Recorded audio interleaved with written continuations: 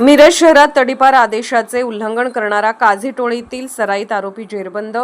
मिरज शहरात तडीपार आदेशाचे उल्लंघन करणाऱ्या काझी टोळीतील सराईत आरोपीस गुन्हे प्रकटीकरण शाखेच्या पथकाने अटक केली आहे। पोलीस कायदा कलम 142 नुसार ही कारवाई करण्यात आली असून दिनांक 29 मार्च रोजी रात्री सुमारे 10:40 वाजता महापालिका सेमी इंग्रजी उर्दू शाळा क्रमांक 34-14 परिसरात संबंधित आरोपी फिरत असल्याची माहिती पोलिसांना मिळाली होती। अटक करण्यात आलेल्या आरोपीचे नाव मतीन उर्फ साहेबपीर चमन मलिक काझी वय 32 राहणार टाकळी रोड गोडमळा मिरज असे आहे। तो काझी टोळीतील सदस्य असून त्याच्यावर यापूर्वीही गंभीर स्वरूपाचे गुन्हे दाखल आहेत। सांगली जिल्ह्याचे पोलीस अधीक्षक संदीप घुगे, अप्पर पोलीस अधीक्षक कल्पना बारवकर तसेच मिरज विभागाचे उपविभागीय पोलीस अधिकारी प्रणिल गिल्डा यांच्या मार्गदर्शनाखाली ही कारवाई करण्यात आली।